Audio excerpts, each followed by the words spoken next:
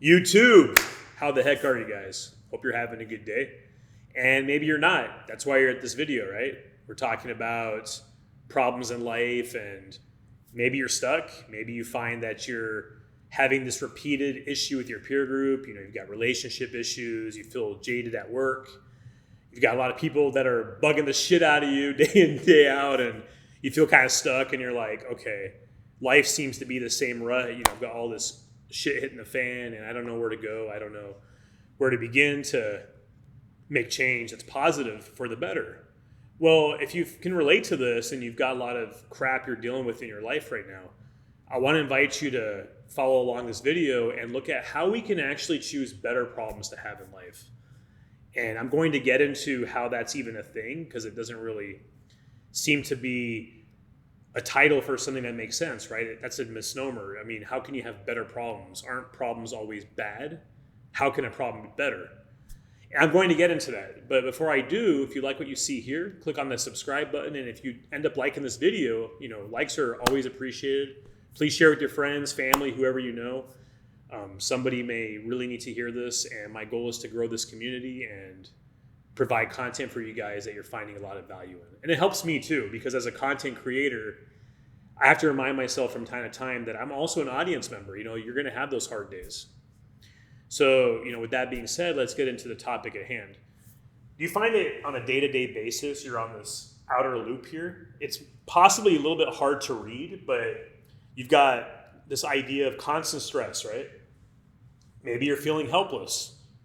And that's something that I underline for a particular reason. I'll explain why I did that in a bit. Maybe your life is full of drama. You've got a lot of relationship headache, friendship headaches. You feel like you don't have a purpose or direction in your life. You're just perpetually frustrated. A lot of panic attacks, a lot of worry, a lot of anxiety. It's this constant flight or fight syndrome that we oftentimes deal with. And it's tough, especially if that's going to be your norm. Because you know what? I used to be there. My good days were still days that were filled with tons of stress. They just happened to have less stress than the previous day. And so a big part of this video is, how can we go from this outer level here and start digging in deeper to the point where we're actually choosing better problems to have in life? I want to give a shout out to Mark Manson. He wrote the book, Subtle Art of Not Giving a Fuck. Yes, that's actually the title. I'm not going to lie, it was a catchy one. That's a big reason why I picked it up. And I found a lot of useful content in there. And he also wrote the book Models as well. I'll put a description in, wait, I almost said my words backwards. I'll put a link to them in the description below. Highly recommend you read those.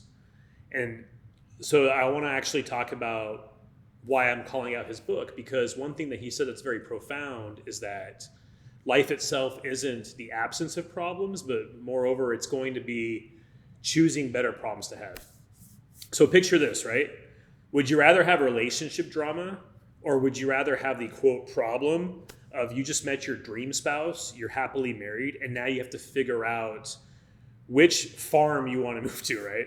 Which barn animals you want roaming your front yard, what color curtains you want to pick, what city you want to live in. Those are still problems, right? Those can create stress. I mean, buying a house is one of those top 3 things that cause the biggest stress in our life, arguably. But it's better than the first one I provided, right? As far as relationship drama.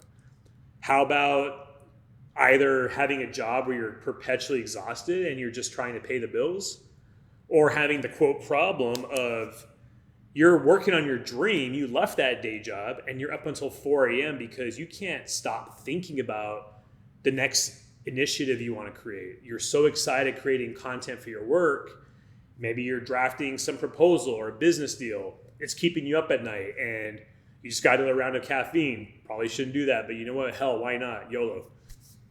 See, you see where I'm getting at, right? Is that sometimes in life we have circumstances out of our control. You're going to have interrupts to your dreams. You're going to have that prognosis of the doctor. You're going to have that spouse leave you. You're going to have, you know, some sort of an ailment. And I'm not saying we all will. You know, we all have different sources of stress in our life. I'm using that colloquially, saying you're all going to have that, right? But it's more of, how do we choose the problems that we have when we do have a choice? So for example, if you're looking at your peer group, you know, your social circle, your friends, Or if you're looking at relationships, family, you can't really choose who's family. That's a bloodline, right? Unless we're talking about in-laws, your spouse, etc. But you're getting the drift. So a lot of this we can actually take action and choose better surroundings. What I want you to do is I want you to actually step back, make a list. You can even journal. I have a video I just put up there about journaling as well. And for different areas of your life, say your social circle, your friends, put it in the chat below in the comments, other areas you can think of.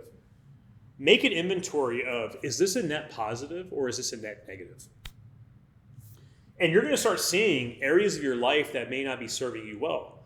And then we dive deeper and we ask ourselves, well, if it's not doing me any good, why am I still here? Why am I still doing this? Well, this is where self-awareness comes in.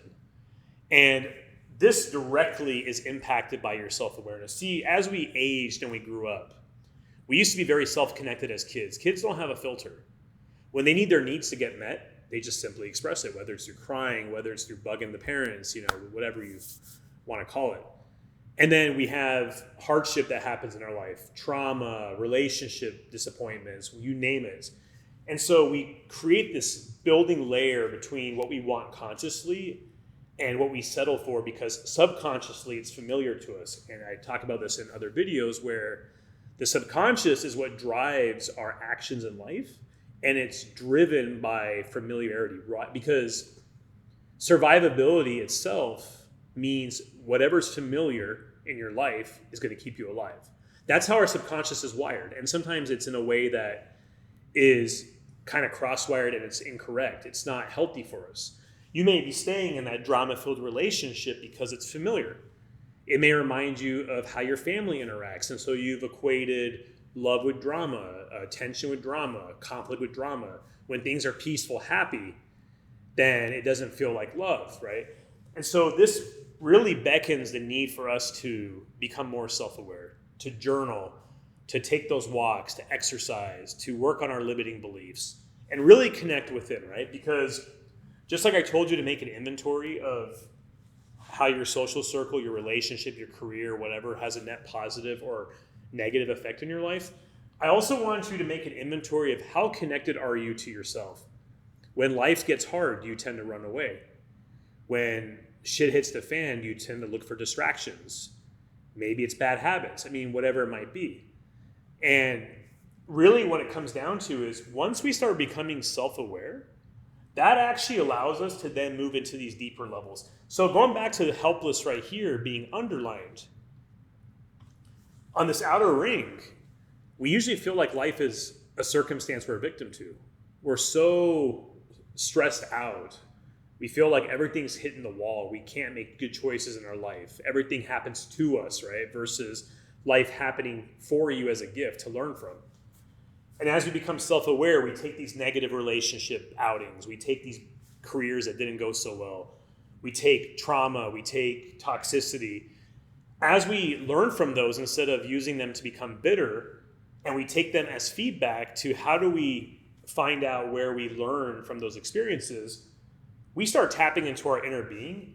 We start putting up things like healthy boundaries, making lists of what we want in ideal partners, what makes us happy. And so you'll start navigating to these deeper levels. And it's not going to be a 0 to 60 thing. This can take years, right? The next level may be something where, yeah, life is better. It's so-so, but now you're feeling this itch to go to the gym more, to go for that dream job, because all of a sudden now you start tapping into what's called mediocrity. See, each of these rings, think of the outer rings as layers on an onion, and those layers are like layers on our soul, right? So as you go deeper, it's almost like unpeeling the onion between your conscious state and what lies beneath you. When you tap into these lower layers and you start really peeling the onion, you're going to become more aware. And as you become more aware, you're going to start realizing, hey, a lot of these things, like the social circle, I no longer line up with. They're holding me back. Their values don't match mine. Maybe they're driven by negativity and I'm finding more positivity in my life. And not only will you start seeking better choices in life, quote, better problems, they'll start seeking you. You'll start finding that as you're working on these new goals, finding what makes you happy, you'll, quote, run into the right person at the right time for that business deal or that awesome girlfriend or boyfriend you meet. And I'm realizing I'm using a lot of quotes in this video. It's kind of random. And so I invite you to really tap more into this. Look at my other videos about journaling, about the subconscious. I'll be putting up more content more and more on this because instead of throwing everything into a really long video, I think it's going to be easier to organize it into smaller chunks for you guys to explore on your own. And you'll also notice that instead of feeling helpless all the time, now you've got choice. You're choosing your peer group. You're choosing your career. You're choosing your relationships. But then also at the same time, you're becoming more creative. See, what happens is we do most of our best work when we're in a very peaceful and relaxed state. As you become more self-aware, you're less anxious all the time. You're less drained. And that's actually why I made this plus minus look like this. I was going for a look of almost like a battery terminal because these things can drain you if they're not serving you well.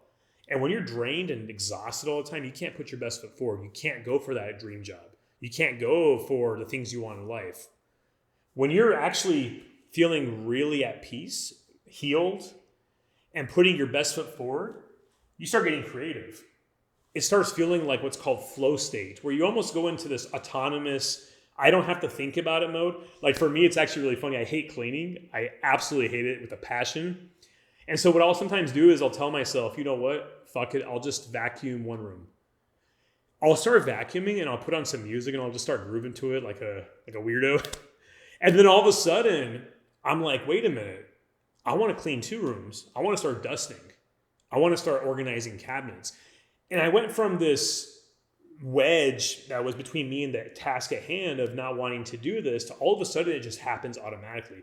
And that's the best place to be. That's where you do some really, really powerful stuff. And that's where you really start tapping into your greater calling, right? Let's help each other out. I'll talk to you later. Peace. Peace.